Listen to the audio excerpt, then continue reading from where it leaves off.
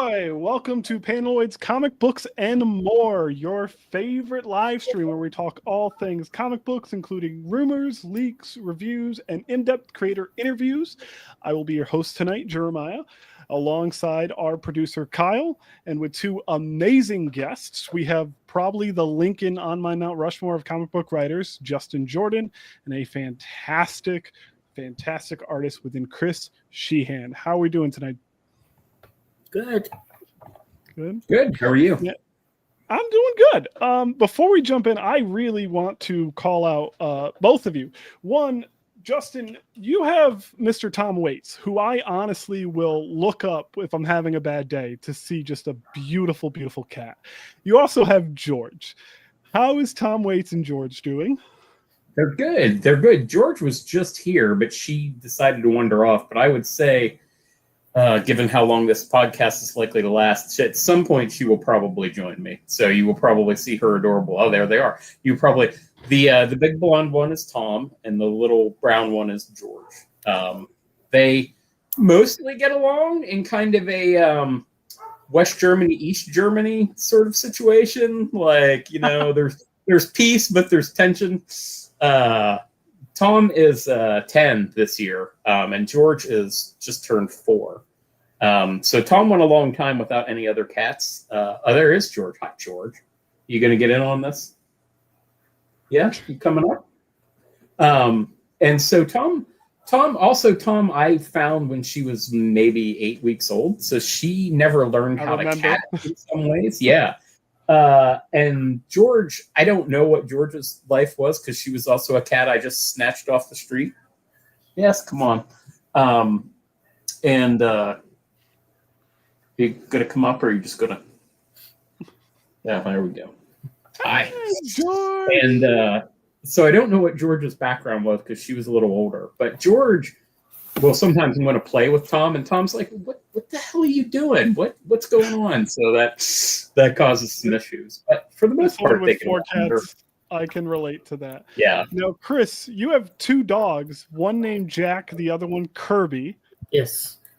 That I'm jealous of your dogs' names.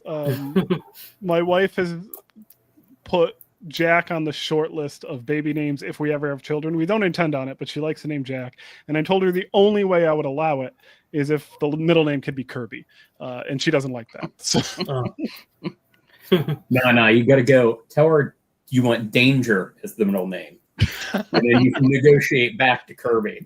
She would actually probably go with that. But anyways, we are here to talk about your guys' new book through Oni Press. Mine is A Long and Lonesome Grave, which we actually got a preview of, and it is absolutely fantastic. Can both of you tell us how you got into comics initially? I'll have Chris go first. How I got into comics? Well, I've drawn all my life, and I never stopped drawing, but I feel like for me it was that I always wanted to tell stories, and I experimented with filmmaking and animation, all different types of animation, and creative writing of all kinds. And I didn't actually discover comics until I was like 19. Like, I knew they existed, but nobody really introduced me to them. So I would occasionally see one here and there, but I didn't know how comic shops worked. I didn't know where to find one. I didn't know where to start, and I was young, so I just never tried. But I loved animation. But when I was 19, I read Understanding Comics by Scott McCloud. The godfather of comic book creation. Yeah, and that just opened that alone opened my whole brain up, and I started to look more at comics. I read Watchmen, and I read like big ones that people suggested, just I don't know, Batman Year One, and like The Dark Knight Returns, and just a bunch of different things, and the classics. Yeah, and then I started like branching out a little I started looking into like genres that I really liked in film, but in comics. So like a lot of horror and sci-fi and stuff like that outside of superhero books. And that's when I really started loving comics even more. And it became something I really wanted to do. It became a medium I wanted to work in. So I worked really hard at it, and I took my portfolio to my first Comic-Con when I was 19 years old, and it was awful, but I had a lot of editors like tell me it was awful, but yeah, but I learned stuff each time I would take a portfolio to a convention, and each time I worked on the things that they told me to, and each time I would come back and there would be a list of new things to work on until eventually there wasn't. I never got work by going to conventions, but I definitely improved by doing it. And I started just posting online more and doing fan art and stuff like that. And I did a fan art of a Vault Comics book called She Said Destroy, and Vault turned that into a cover. And they kept wanting to work with me on covers, and then asked me to do a book with them, which was The Autumnal, and that was kind of my break into like working with publishers. Before that, I was working on comics a lot. I was doing crowdfunded books and small like one shots, but I don't feel like I broke in fully until The Autumnal, and then it was House of Slaughter after that, and I've just been doing this since. Just a little book called House of Slaughter, not. So, Justin, how did you get in? I've kind of always been into comics, which, mostly when people say that, it's kind of hyperbole. But honestly, one of my earliest memories is how I got this scar, which sounds like the Joker story. But it's actually not that interesting. I took a header into a bathtub when I was 2. But shortly thereafter, I remember reading a Popeye the Sailor Man comic, which had the Sea Witch or the Sea Hag and the Goons in it. Of course, I couldn't read at that point, but it is one of my earliest memories. I'm assuming what went on there is that because I have a mild case of old, you could still get comic books at grocery stores and that sort of stuff when I was a wee kid. I think Mom probably just picked it up and handed it to me for me to have something to do while she was rolling me around.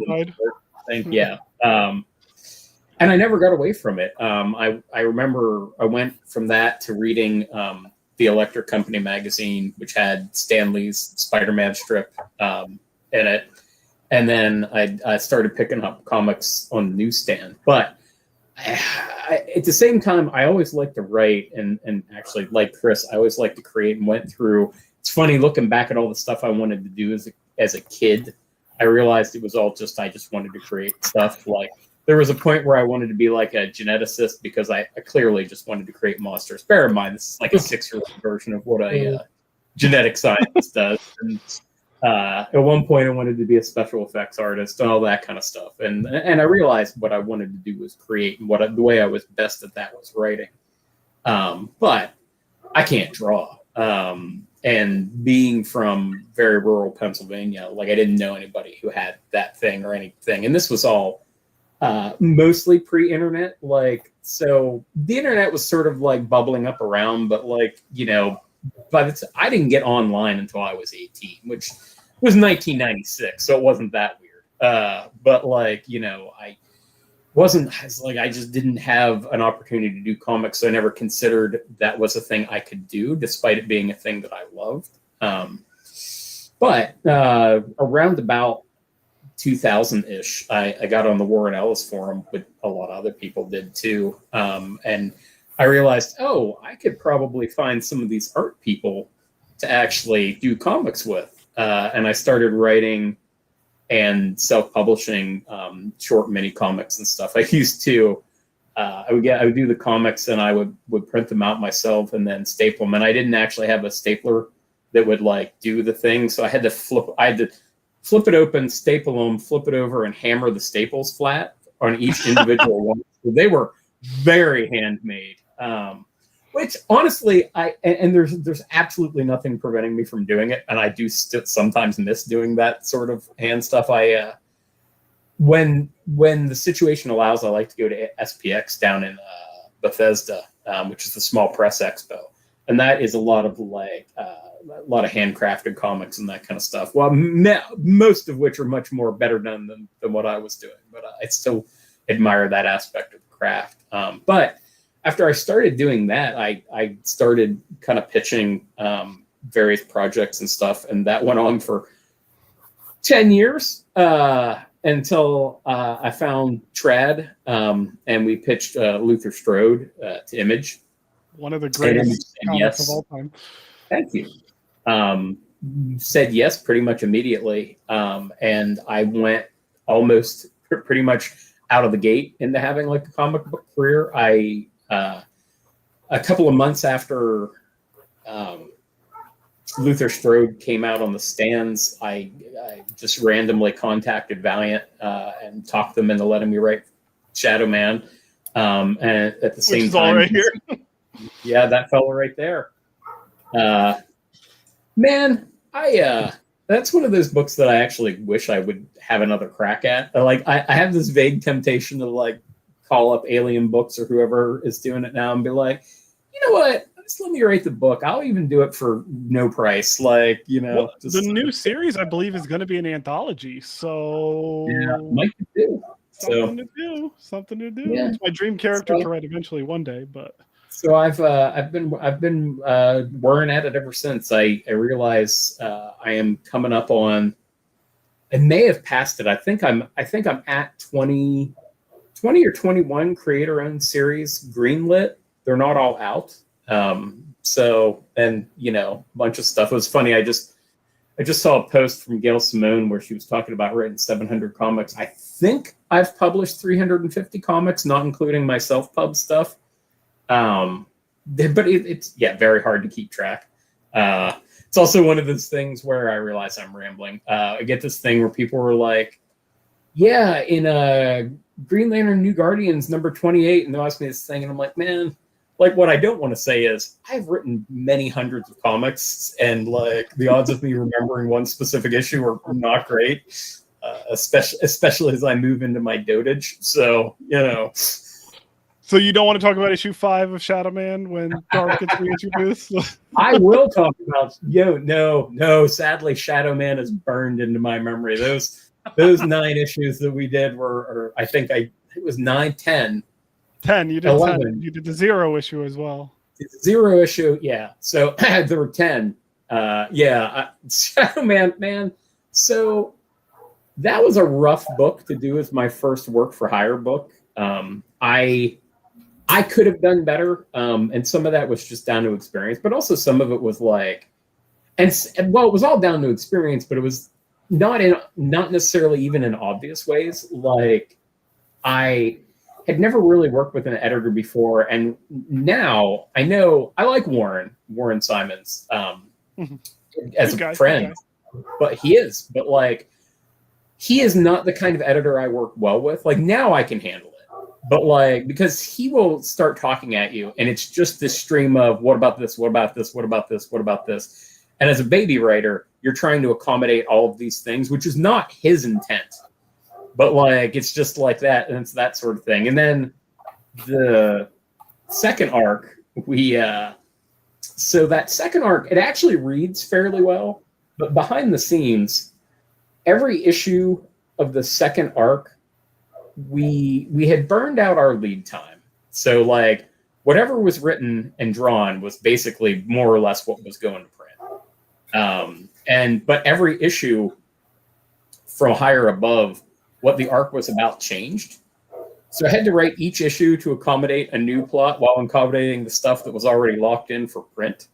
And this was the point, at one point, we had to have the colorist remove an entire major character from an issue after it had been drawn, and then rewrote the issue around it.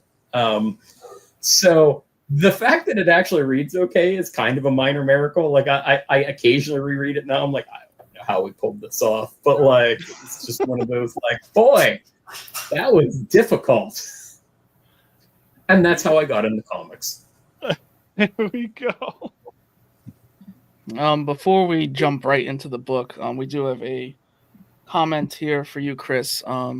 Did you ever take any schooling in the art? This might be a quick yes or no, but yeah, no, I'm self-taught. In high school, they didn't really let me take an art class, and I took a couple in college, but I didn't finish college. I did do there's a like comic education platform online called Comics Experience, and I did that when I was maybe 21 years old, just to learn a little more and get like a more in-depth review on my portfolio. But otherwise, I mostly learn from books and where I can. I like self-taught. I feel like self-taught's always the way. You know, like that's I've never taken a creative writing class. Yeah, like not to say anything against the ones who like, oh, I'm gonna go and like if it's planned and not just. I'll say no more. We actually have another question for you, Chris, from Carlos. Your favorite thing to draw the most? Is Carlos British? There's a U there in favorite. He's cooler than us. Favorite thing to draw in comics.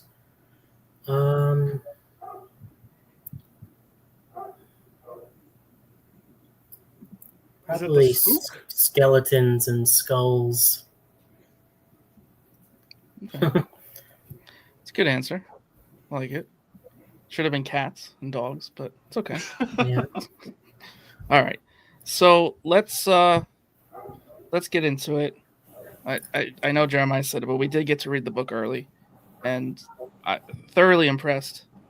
I mean, I'm familiar with both of you, but I mean, this to me, it's like from issue 1. What an open! I just thoroughly impressed, and we have a question later on. It'll make more sense, but I see this as other in other forms of media, like guarantee. Like I'd bet a mass amount of money on it that it's just a matter of time. So with that, Justin, if you can give the synopsis of the book, and Chris, if you want to chime in even with your own little perspective, how you see it, but I'll let you guys take it away and make me a nice clip. Sure. Harley Creed comes back to his hometown after 20 years in prison for a vicious murder and tries to make amends with his estranged daughter. But in the process becomes cursed by the local crime family who uses folk magic as part of their criminal enterprises. I think that's the succinct version. It's kind of redneck John Wick. would be the that should have been it. That just should have been. Yeah. It's redneck John Wick with magic. So, Chris, you have anything you want to add? No, that's what I was gonna say. Redneck John Wick. Yeah. I mean, it fits really well. Justin, what was the inspiration behind it? I mean, being from technically part of Appalachia, I assume was part of it. It was. So, like anything, it had a lot of things. You know, I like to do crime, and I like to write about it. I mean, I like to write about crime. So I do. Crime is one of my favorite genres. Actually, it's crime and horror. So the book is a good combination of that kind of stuff. Actually, it was funny. Hunter Goranson, who formerly of Valiant, speaking of Valiant, and now editor-in-chief and publisher, I think, at Oni. President. President, there we go. Mentioned to me, it's basically an actual story about a guy in a rural area who thought he got cursed, and like things went sort of awry from there, which that's not anything like what this book is. But the basic genesis of that idea, I was like, actually, that's pretty nifty. And I got to think about the area where I'm from.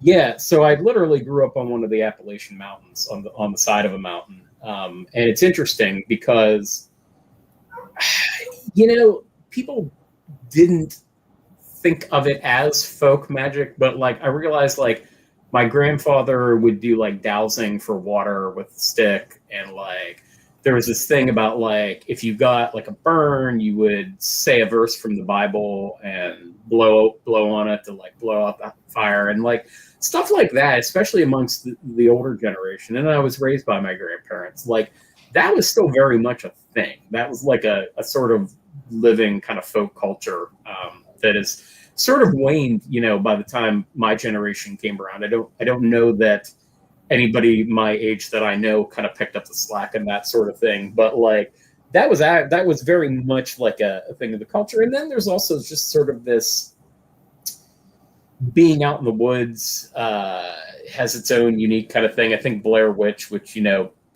where Blair Witch is set is south of me by not much, actually. Burkittsville is not particularly far from here. I think they get that sort of vibe too about that sort of thing. And so kind of that all became the stew. And then, you know, I just wanted to combine that with some sort of badass, people think of it as John Wick action, which is fair. I always go back to Parker from the Richard Stark novels as sort of my template for that sort of thing, especially. I can see that for sure with this. Yeah.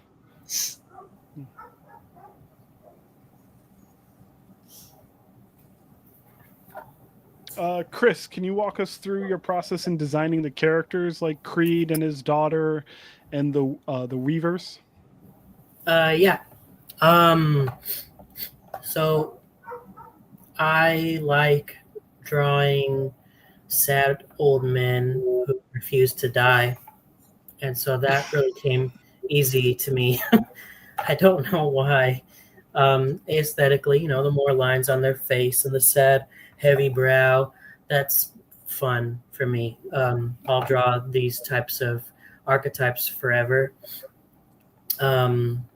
And as for the because the Weavers, all the characters are basically that, and then you have you have his daughter, and you have flashbacks of his wife, and to me they kind of represent at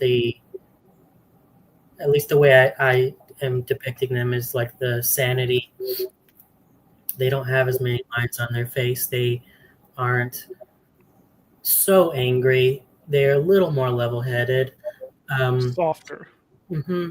So I think softer, yeah, it's, I mean, they have what they've inherited genetically, from from the people they're around, but women in general will typically not be so caught up in their stuff the way that these old men are.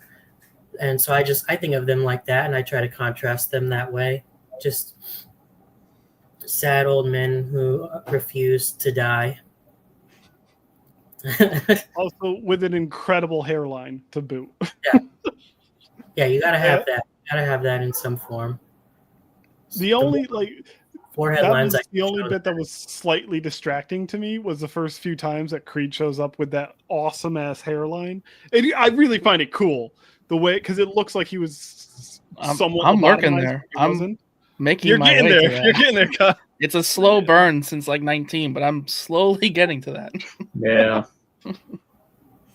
So what is it that you guys think is so off-putting about folk magic? Because regular magic that we all have come to know is a lot brighter, I feel, than folk magic. And folk magic just has this creepier vibe to it.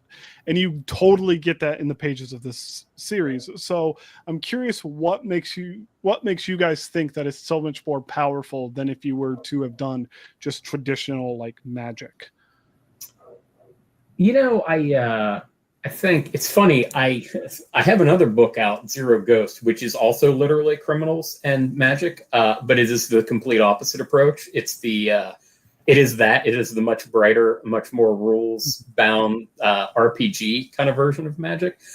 So, the essence of folk magic typically in the real world is kind of entreating with spirits and making bargains and asking for boons from this sort of unseen, unknown, and often very capricious world that exists around us, you know, this sort of spirit world. And I think that adds a sort of inherent darkness to it. It's unpredictable, I think is the way. Like it is not a rules-based thing. It is a negotiation, and it is a negotiation with something you can't understand and can easily destroy you.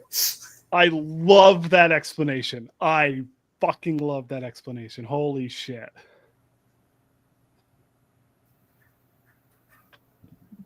Jeremiah, that's a lot of words. Why don't you read this one for me? For Justin, when writing comics, do you have a specific genre that you like to write about, or do you try to dip into different types of genres of comic books? Because you've pretty much done the gambit. You've done I have a terminal inability to stay in my lane.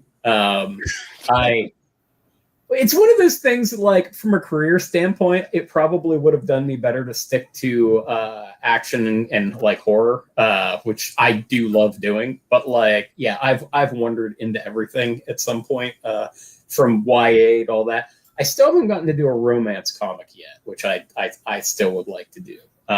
So I've got that I want to do. But yeah, I really like crime comics and horror, and I am actually this year trying to put more of a focus on doing that kind of stuff. And all the stuff I have greenlit is one or both of those kind of genres. But yeah, I sort of like to wander through everything. I'm too restless. The ADHD has got me in its grip. So like I get minor obsessions for a while and want to do a thing, and then I'm like, oh, I'm done with this. I never want to see it again. And then, you know, but like I cycle back around anyhow, so it's all the same things. Like, because people are like, oh, what are you working on? And it's always a list of 18,000 different things, and you know, we come and go. So yeah, everything is the not short answer to that. For Chris, are you able to draw feet on characters? Joking, apparently. But is it easier to draw humans, monsters, aliens, or non-humans? Especially with your background with House of Slaughter, which way do you feel? Yes, I could draw feet. Feet are easier to draw than hands. And drawing, okay, so I think non-human, like monsters, are easier, but I think they all, for me, come from a foundation of knowing how to draw humans first, because I think what's scariest in a monster are the elements that are almost human but not. If you look at the greatest monster of all time, the Xenomorph, it's got, you know, within its head a human skull, some semi-human teeth, you know, humanoid figure. And but that's, I think, to me, what makes it scarier when you see, like, because imagine a spider with a human face, like, that's awful. So I think that knowing how to draw humans is most helpful when drawing scary monsters. Literally, with you just saying that, it makes me think that I definitely find a monster or a creature scarier if it follows, especially with appendages, the 1-to-many rule. Because like even with the legs, there's one bone, two bone, then many bones. So if a creature appears that way as well, Xenomorph is a great example. It's a lot more terrifying to me. I agree with that fully. Yeah, I think my favorite creature design, maybe ever, but certainly of recent years, is Motor from The Ritual, which they don't ever say her name in it, but like that design is so wild, and it is exactly that. It's the human bits of it that really make it like, oh, that's unsettling. Like, you see, like, that is so fucking cool. Yeah, that's my second favorite movie monster of all time. Perfect. It's amazing. Design. Yeah. We actually have a comment over from TikTok that is saying they just pre-ordered the book over in UK. Oh yeah, cool. So this hour and change you've sacrificed to be with us, you got one sale. Good. That's what I wanted. In the UK, they can imagine it's the UK coal country, which I think is in the north. So yeah, there you go. Yeah. Which actually, the UK, I think this is no bearing the ADHD. Is I think the UK coal country is actually still the Appalachians. Like, I think that seam actually runs through the ocean. Yeah, and that's where it comes out in England. Yeah. The Appalachian Mountains is the oldest mountain range ever. Like Appalachian Mountains were a part of Pangea, and where it did split, that ended up in northern UK. So That's cool. So for Mine is a Long, Lonesome Grave, any specific research either of you might have done that is noteworthy to really create this masterpiece here? Oh, I read a bunch of books on Appalachian folk magic, which there are books on Appalachian folk magic. I then promptly ignored most of them because they're not. Here's the thing: it's conceptually cool. It just doesn't sound cool because none of it has cool names or like that kind of stuff. So it's like it's not like you gotta make this decision. Like for instance, the thing with the railroad spikes, like there is some basis for that, but that's a thing I made up. Like just based on the fact that so where I live now, there used to literally be a train track that ran like before this house. Well, this house started as a cabin and it has sort of metastasized over the years, but before it was built, there was a railroad that literally ran through my yard, right? So if I walk out, there's a trail through the woods. It's an open space. That's where the railroad used to be. And you can still find those 9-inch railroad spikes, rusty railroad spikes there from 100+ years ago. So that was actually my specific inspiration for that, combined with it appears in a bunch of stuff, but actually I was specifically like also drawing it from The Searchers, where John Wayne shoots out the Native American's eyes so he can't he'll be blind in the afterlife, which is just a horrifying thing to do to a person who's already dead. So I was just making that kind of stuff up. So it was funny. I did all this research that I just didn't use. And the other part of it was just living in Appalachia, like getting the sense of like how decaying towns work and function and that kind of stuff, and sort of the vibe that's there. that is fair. Chris, did you do any sort of research in looking into Appalachia, like West Virginia and whatnot? Yeah, I look at a lot of pictures. I look at architecture of just what you typically see as older, like farmhouses and homes,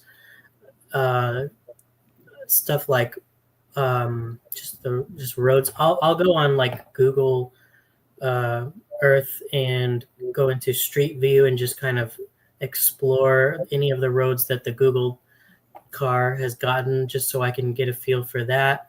And outside of that, I did look up a lot of different like folklore, mainly for like aesthetic. A lot of the you'll see just little trinkets and little things, and those are completely made up by me in terms of their shape. But I try to keep the same or similar like design language that you would see in like witch effigies and it looked like very realistic. I thought it was a legit like pull from something already made, the one that we've seen so far in the first issue.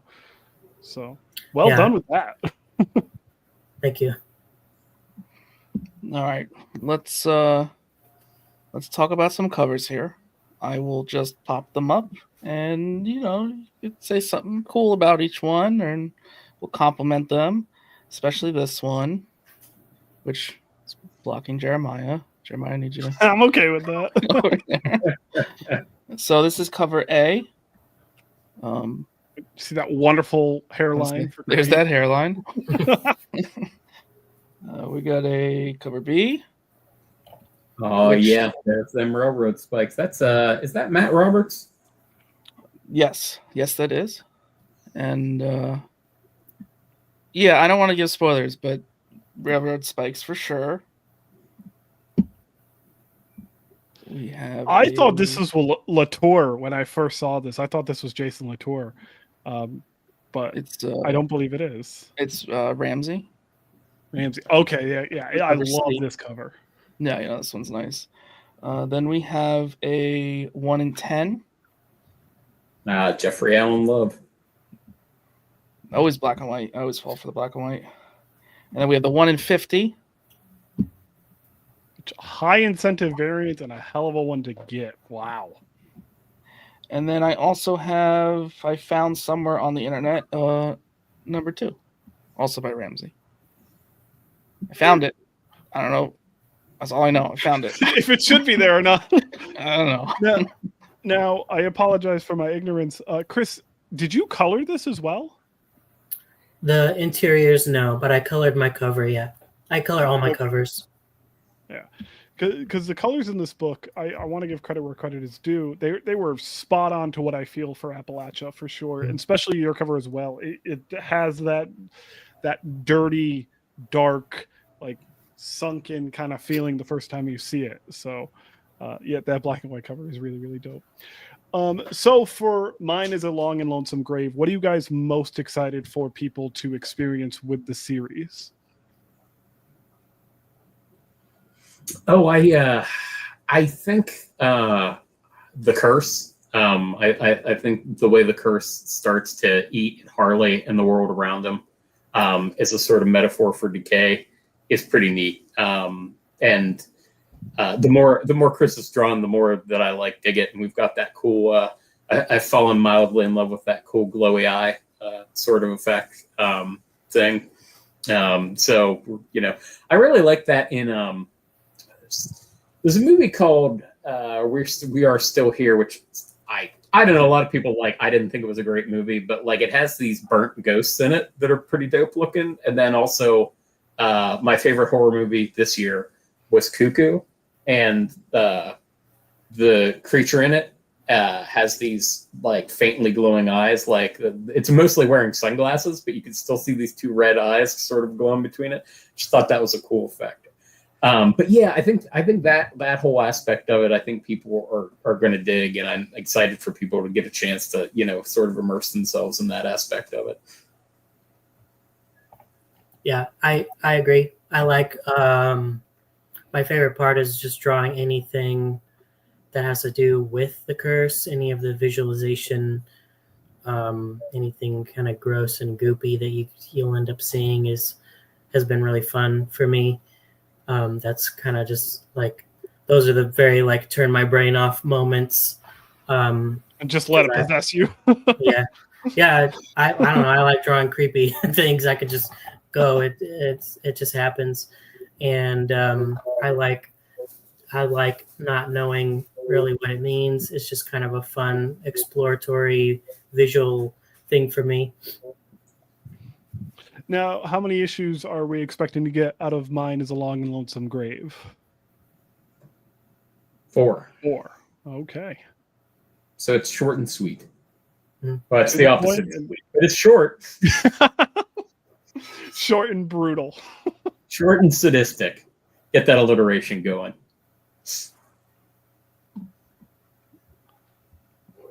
So my favorite question. It really if is. Mine is a long... This is the best question. If Mine is a Long and Lonesome Grave were to be picked up by a studio, is there any fan casts you have in mind? Any actors that might have inspired any of the looks? Anything like that? Oh, that would be dope. I'm usually bad at that because that's typically not how I think about stuff. I do find myself thinking of crap. There's an actor whose name I can't remember, which makes this an even worse answer. That actually would. He's not. He's a character actor, so he wouldn't be a starring guy. But that's who Chris's depiction of Harley reminds me of. It would be dope to see it as a movie, though. I would not complain. Partly because I think that's also sort of it is not an area that you get to see much of in fiction. Tends to be sort of a underutilized kind of place. The only big thing that kind of comes to mind is Winter's Bone. Jennifer Lawrence from a while back has the most recent cowboy movie also takes place in Appalachia, but I see Nick Cage as Creed. I see Nick Cage. That would be fun. Nick Cage can play literally any character I have ever created he wants. If he wants to be Petra in a Luther Strode movie, I am all for it. Just slap a red wig on that man and let him go.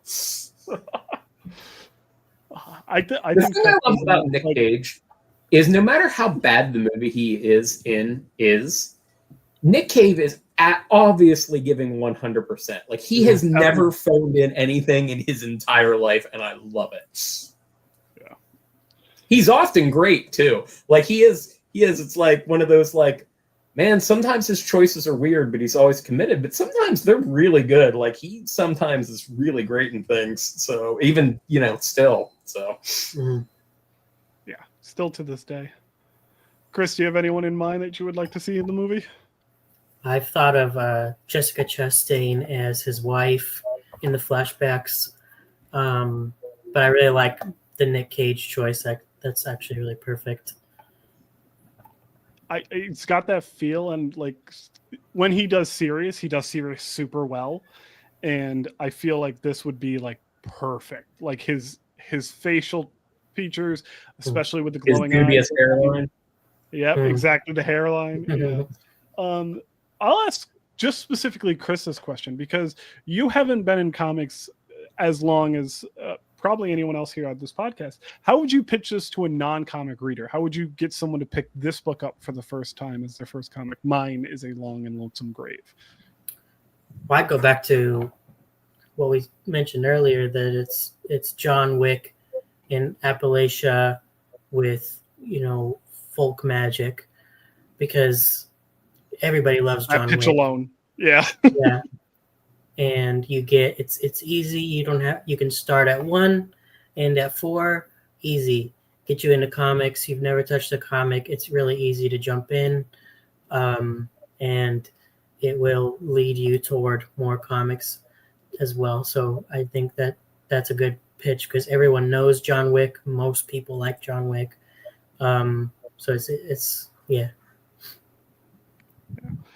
So to get away from the book just a little bit, I've got two fan questions before we go back to talking about Mine is a Long and Lonesome Grave. Justin, you have taken a part in Legends of the Indie Comics Kickstarter. We are getting a prose Luther Strode story. I'm super excited for. I specifically backed that book because of the Luther Strode story. So is this all we're getting of Luther Strode? Because I know Luther Strode got wrapped up in a nice little bow. I appreciate it. I cried. But are we gonna get more Luther Strode other than just this prose? This story is probably the only actual Luther Strode you get, in that it actually has Luther Strode in it. It's a Luther Strode story. Specifically, what the story is it's set between the first and the second series. Okay. And it's what Luther was up to in that 5-year gap. Not all of what he was up to, just one vignette of it. But Trad and I would like to do, and we've talked about this for a while, we just haven't made it happen yet, is we would like to explore some of the side characters and stuff that we created. Give me a Petra series right now. Inject it into my fucking veins.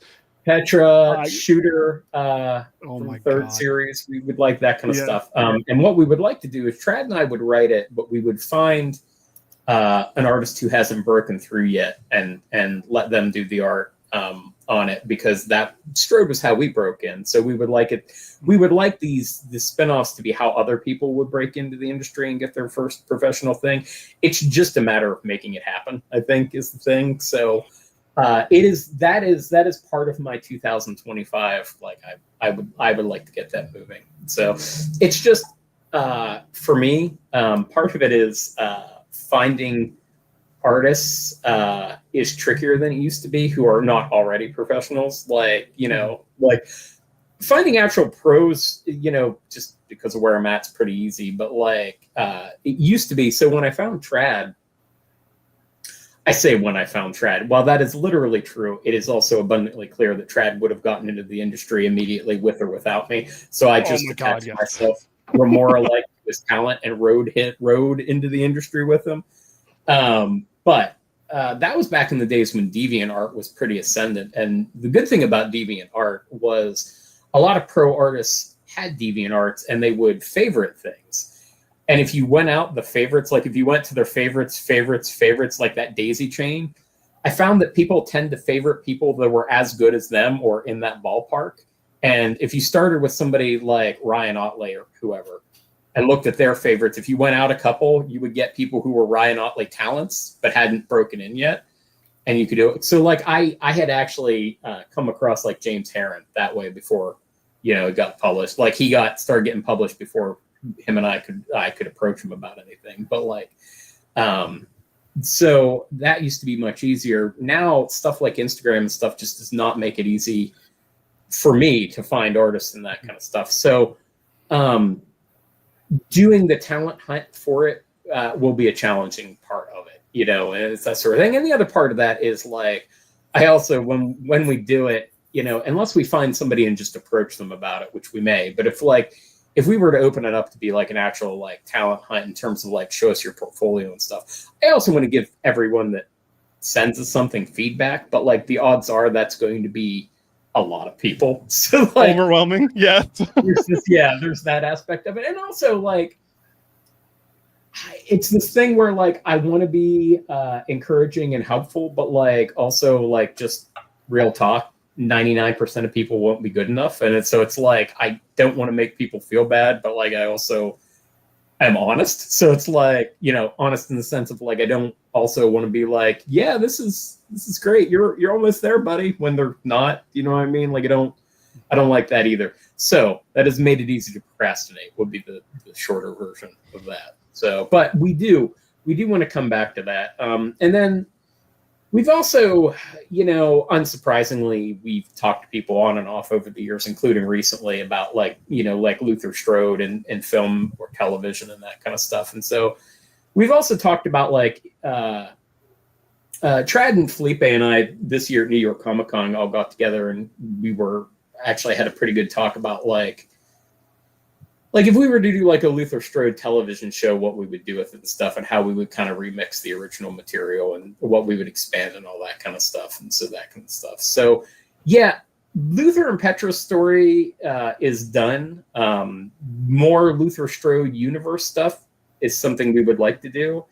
And if the odd bug hits me or opportunity happens like this story, I wouldn't say no to doing something that's like interstitial with Luther and Petra, but like their story's done. Like they get to have their happy ending, for me. Correct. So and again, I do have a Russian issue. So we'll see how it goes. The Russian issue, I think it's the Legacy of Luther Strode issue number 4, was one of my favorite issues ever because you don't show the translation at all. Like it's just the Russian guy bitching at them the whole time, and you don't know what he's saying unless you speak Russian. I absolutely love that. And the thing that cracks me up about that, and I realize it's a mildly mean thing to do as a writer, is like that actually, like, if you do speak Russian, like, which I anticipated that most people wouldn't, but if you do speak Russian, like, he gives away a bunch of stuff that it would have really been good for Luther to have spoke Russian, would have been way ahead of the game. I selfishly don't want it adapted because I love it so much as a comic series and I want people to experience that a comic series. That being said, if you get a TV show, you get paid. I would love that too. But I like money. So yeah, it's one of those things that personally, I'd like to keep it under wrap and key. Now, Chris, I have a question for you. I consider myself a very strong comic book historian. And I may be getting a little bit ahead of myself, but House of Slaughter, I feel, will be cemented in comics history. And specifically, your original cover for issue number 1 will be one of those things that when you look at a timeline of comics in the 2020s, it's going to be one of the things that stands out. How does that make you feel, like, to have something such a, like, tent pole in the comics industry already at your age? Well, I was a fan of Something is Killing the Children before, and so I just, for me, it's like I was just honored to be part of it in any way. I always get excited when they invite me back to do things here and there, covers and stuff in that universe. It's just a lot of fun. But I specifically about that, I don't know. I'm proud of it. I think knowing that it could be, such a big thing in the history of comic books, I would probably wish that I could go back and spend more time on the pages, but I'm proud of it. I loved doing it. I loved the characters. It was a lot of fun for me. Awesome. So I will praise you too for Dark Empty Void. I mean, I think we interviewed Zach Kaplan 4 times. Zach is at 4, yep. And we definitely were talking about you with the last interview quite a bit. A lot of praise there. But for both of you, any other projects that you would like to mention, can mention, would like to be breaking news on this wonderful thing that I've dragged you into? Whatever you can share. I've got the second half of Zero Ghost will be coming out later this year. We'll be doing a Kickstarter for that. I think that's the only thing I can talk about. I've got 5 other projects that are 6 that are in the hopper that'll be out sometime. So, but like none of those I'm allowed to talk about yet. So, yeah, for me, it's Dark Empty Void is coming out still, and will conclude at 5 issues. I think the third one is out or coming out. I'm losing track because I've just been so busy working on everything. But I have that. I did a little bit of work in the upcoming Book of Cutter from the House of Slaughter series. They did Book of Slaughter, Book of Butcher, and now they're doing Book of Cutter. And I did some illustration for that as well as a cover, and that's coming this month, I think. And